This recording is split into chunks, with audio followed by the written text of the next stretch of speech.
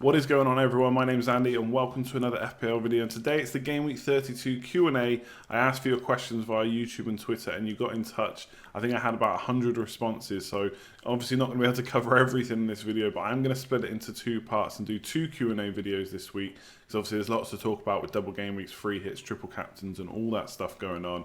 And if I don't cover everything there, we've got the preview and the stream, and hopefully most of your questions will be answered at that point. So let's just jump straight into this one. So we start off first with Captain Gaming, who also runs an FPL channel, so go and check him out on YouTube. You can just search Captain Gaming and the channel should come up. And he asks, how many differential players should we have for Game Week 32? And I've put this question in because loads of people worry about differentials and template and which players owned by what percentage of FPL managers, etc. And ultimately, it's not something I personally worry about at all. I don't think you can put a single number on you should have 2, you should have 3, you should have 4, you should have 5, etc, etc.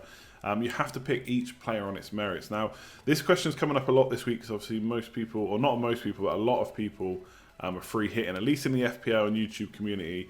I think it's actually only about 1.3% at the time of making this video that have actually activated the free hit chip out of all FPL managers. But in terms of active managers and those kind of in the top 100k and stuff, that percentage is going to probably be a bit more. So a lot of people are looking for differentials.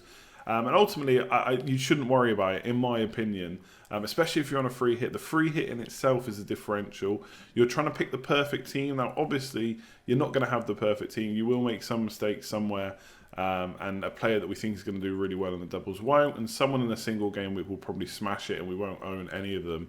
But ultimately, I wouldn't worry about the specific percentage ownership. Even if someone was owned by 50%, of all FPL managers in the top 10k, top 100k, then every other manager still doesn't own them. So if you think Aguero is going to smash it, this is obviously a bit of an exaggeration because I think most people will have Aguero. But if you think he's going to smash it, but you're worried because he's owned by 50% and therefore he's a template player, you've got to remember that every other manager you're facing doesn't own him. So for me, I wouldn't put a specific number on it. I mean, some people like to have 2 or 3. I personally won't even look at percentage ownership when I pick my players. So the advice here is just don't panic about differentials or template. Just pick the best players, especially if you're on a free hit, because it in itself is a differential. So following on from saying that I don't think you need to actively be different necessarily, Craig does ask, how can you be different if you want to on a free hit? A lot of people going for triple City, maybe double Chelsea and United, maybe even triple up on those teams. So it doesn't leave too many spots free to be different. But I think even within those teams you can be different, and there are a few players you can look at.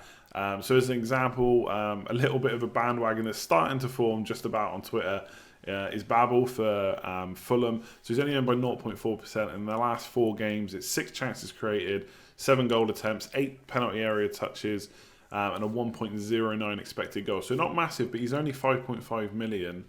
Does play Man City and Watford in the double game week, so it will be tough for him. But Fulham obviously fighting for their lives at this point now. Whether or not that really means anything, I don't know. Obviously, Man City is going to be super tough, and Fulham do look down and out. And obviously, yes, they can want to fight for their lives all they want, but at the end of the day, they're down in the bottom for a reason. So I think for 5.5 million, if you want to kind of fill your team with big hitters elsewhere, it's not the worst buy. And then someone else to look at who's a little bit cheaper than maybe someone that a lot of people are going for, or at least a few people are looking at, is Milivojevic. Is 7.9% owned. Obviously, a lot of people getting him in the hope that he scores a free kick or penalties. Probably not got too much goal threat outside of that. But then you've got Townsend in the team as well. And if Milivojevic is going to get a penalty, you'd likely think if they're on the pitch, it would come from Townsend or Zaha. So potentially assist potential for him. He's had 11 penalty area touches in the last 4 games versus 3 for Milivojevic, and 5 shots inside the box versus 2 for Milivojevic. But he does have slightly less chances created, which might be a bit of a problem. But he is a bit cheaper, so he could be a nice little differential. And a lot of people are looking at double Palace defence. Now, I think a lot of it is banking on that Huddersfield at home fixture. If they can get one there and nick something against Spurs or get an attacking return, that could be a nice little differential there.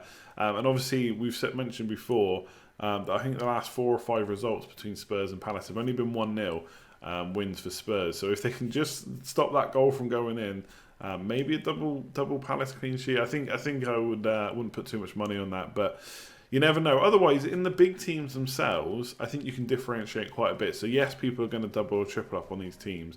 But for example, Man City, a lot of people go in Laporte, Sterling, Aguero as their 3 of choice. Maybe you triple up on attack. Maybe you don't go for Laporte. You get Bernardo or David Silva in.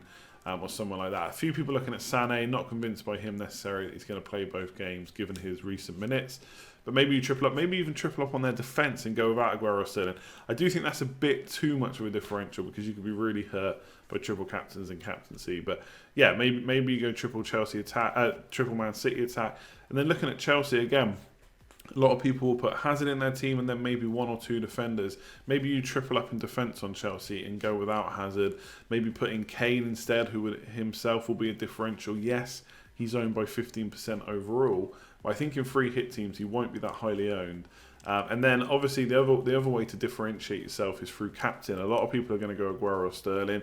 Maybe you go Hazard for his great fixtures. Maybe you plump on Kane's getting something against Liverpool and then smashing it at the new stadium. So I do think there's different ways to differentiate. I do get the good point that a lot of people go in Chelsea, Man City, United, but I do think there are options outside of that, either in the way you fill your teams from the your FPL team from those teams, or maybe the outsiders like Babel or Townsend or David Silva or someone like that.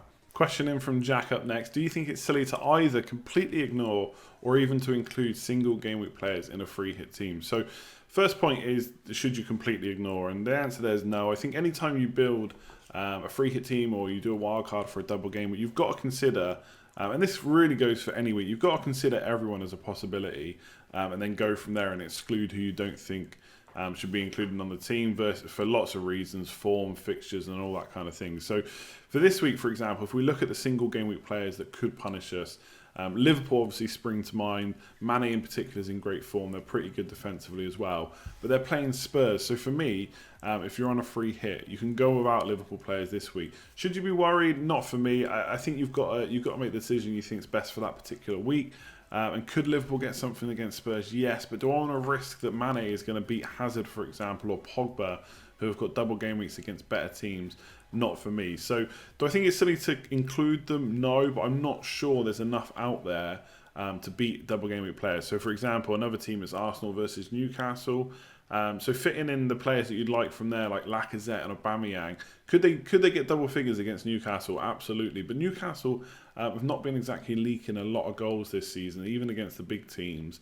And Aubameyang and Lacazette is going to take away a Higuain or an Aguero or a Kane or a Rashford or a Lukaku from your double game week team. So it's hard to include them. The one from Arsenal maybe is someone like Kolasinac at the back for 5 million. But again, would I go for him over a double game week player, like even a Spurs player? Arsenal versus Newcastle or Palace versus Huddersfield, do I think there's that much more likelihood of a clean sheet for Arsenal? And then to negate the fact that Palace also play Spurs in the second game, not so sure. And again, Leicester versus Bournemouth, the likes of Vardy, obviously a lot of people who don't have wildcards and free hits will still have him left over from their blank teams. And yes, Bournemouth and Leicester can score goals and maybe punish us. So the highly owned players from them could do well. But it's not enough of a worry for me personally to not get a double game week player. And essentially for me, this is obviously personal opinion, double game weeks are fun and I want to fill my team with 11 double game week players. I want to take that risk, that chance, the dream almost that they all get double figure hauls in both games and I get a massive score. Obviously it's unlikely to happen, but I would bet money on that over putting it on a single game week player, especially when the likes of Liverpool, who are kind of the biggest team that I'm not going with this week, are playing Spurs anyway, and that could be a tight game. So it's not silly to completely ignore or put them in, but for me, I won't be putting any in. So FPL Tweet asks, who should we triple captain this week? And obviously, this also comes down to who you're going to captain if you're not using that chip this week. And the obvious contenders are Sterling and Aguero. I think most people are going to captain them. There will be the standout captain choices over the whole of FPL, the top 10k, the top 1k, etc. this week. By a long way, I would say. Other options include Hazard, Kane, Lukaku. Obviously, Lukaku will depend on injury. We'll have to wait and see whether he's fit to play. But expected goals-wise, for example, he's actually top of those players for the last 4 games. And he's been putting in a good few performances and scored quite a few goals since he's come back into the team. But a lot of that will depend on injuries as well, because if the whole team is fit, then he might not even start. So he worries me. Hazard, I'm not sure if I can trust him with the armband. He'll probably be in my team, but I don't know if I'd want to captain him. And Kane, I'm a little bit put off because of that Liverpool fixture. I'm just not convinced there's enough points there, and then he'd have to get the rest of them in the Palace game. So for me, it really does come down to Sterling and Aguero, unless you want to be really different, which is obviously completely up to you. It's your team. And then who to triple captain. So I was actually putting it on Sterling because when it's close between two players, especially if one's a midfielder and one's a forward, then I usually opt for the midfielder. I saw a tweet from someone I follow, James Harden. His handle is at @jhardingsport if you want to follow him. Really interesting tweet. So obviously he pointed out that Sterling's probably going to play both games for England over the international break. He's already played one. Got a hat-trick though, very much in form. But he might play the second game, whereas Aguero's rest him. Aguero's not started in the FA Cup yet this season. Has started the last 8 game weeks in FPL. Or obviously in the Premier League, whereas Sterling in the last 5 has had 2 cameo appearances. So for nailed onness in the Premier League, it almost looks like Aguero's the one. Now, the only thing I would say about that is, obviously, we're now up to the semi-finals in the FA Cup, and Pep might want to play his full-strength team, which I think is definitely Aguero ahead of Jesus. So we'll have to see what happens there. He might keep playing Jesus in the FA Cup. Obviously, the league is still really important, and it's very close to Liverpool. But I thought that was quite interesting, and that's actually made me put it on Aguero. And then when you look at underlying statistics, they're still very, very close.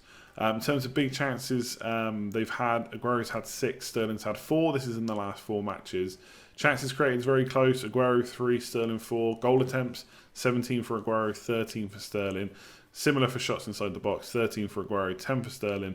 Although expected goals-wise, Sterling's actually outperforming Aguero. So if you add up their expected assists and expected goals together over the last 4, Aguero's on 1.76, whereas Sterling comes out at 2.78. So he's getting better chances. Obviously, we know that he's a bit of a poacher, actually. He comes on the back post, ball comes in from the other side, and he's there just to mop up. So for me, I'm currently on Aguero, and that's who my triple captain would be on. I don't think that's going to switch back to Sterling unless obviously there's an injury or something, or Pep says that Jesus is going to play. Very unlikely you're going to get news like that. So I do think it's close. Usually I would opt with a midfielder, but given what I've just mentioned, it's currently on Aguero for me, and I don't see a better triple captain than one of those two for this week. Yes, there's potential for reduced minutes, but I just think the others all have slight reasons that I wouldn't want to captain them either. Although obviously Kane will probably get 180 minutes and is playing in the new stadium, so it could be a bit of a differential. And last up, we have a question from Bradley: is doubling up on Chelsea defence worth a punt or too much of a risk? So my gut instinct is, or my initial instinct, they're playing Cardiff away and Brighton at home. There's potential for at least 1, maybe 2 clean sheets there for a team like Chelsea, no matter what their form has been like recently. No, it's not a risk to double up on them. It's not really a punt, I would say. You probably want 3 Chelsea players. A lot of people do anyway. And so outside of Hazard and Higuain, you're probably looking at defenders or goalkeepers. So for me, I'm probably going to go for it. If you look at the kind of underlying statistics and stuff like that, then Chelsea in the last 4 games, they're 3rd best for shots conceded in the box and for total shots conceded. So obviously they're being bettered by, I think it's Liverpool and Man City. But overall, they're doing pretty good. Now, Cardiff and Brighton, to be fair, in the last 4, I expected them to be quite low down when it came to total shots in the box and outside. But they're actually kind of middling, so they're not as bad as I thought they were going to be, but obviously not as good as the top teams. So I just think when you look at how good Chelsea defence has been, obviously, yes, there's mistakes in there from players like Alonso, but I think Emerson will probably get 1 or 2 starts over those 2 games. Now, someone's pointed out, I think it was Lee from FPL Families, pointed out that they have lost 4 of the last away games. They do play Cardiff away, but I just think Cardiff is a different kettle of fish. The one they won was Fulham, obviously a weaker team. They did concede in that. Fulham did score a goal. But the other teams they played was Arsenal, Bournemouth and City. Obviously Arsenal and City, tough games on their day. Bournemouth, didn't expect them to score 4 goals past Chelsea, but they did go on the next game, even though it was at home, to smash Huddersfield 5-0. So they kept a clean sheet there. So for me, I like to keep things simple in FPL sometimes, and it's Cardiff and Brighton. I want 3 Chelsea players. I'm probably not going to double up on attack. So for me, it's not too much of a punt to go for double defence, and I'd expect at least 1 clean sheet, maybe even 2. So that's it for this video. Hopefully you enjoyed it. Like I said, there's lots of questions to get through, so there will be another of these videos, plus a preview and a stream before the end of this week, hopefully by the deadline. So plenty more to come. If you did enjoy the video, leave a like, much appreciated as always, and subscribe if you're new around here. If you've got anything to say on what I said, any more questions, if you want to let me know how you're getting on with your preparation for Game Week 32, then leave a comment below. Otherwise, I'll leave it there. Like, comment, share, and subscribe, and I'll catch you next time. Cheers all.